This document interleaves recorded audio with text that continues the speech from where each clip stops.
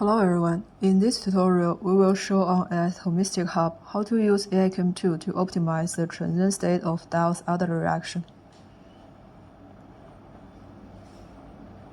Here's the initial guess of our transition state. You can directly visualize it in this window. Here we create a new folder. And we create a new file called opt.imp. This is the input file for MLATON. We request transition state optimization and frequency calculation. You can click the button on the upper left corner to submit the job. And after a few moments, we will get this output file.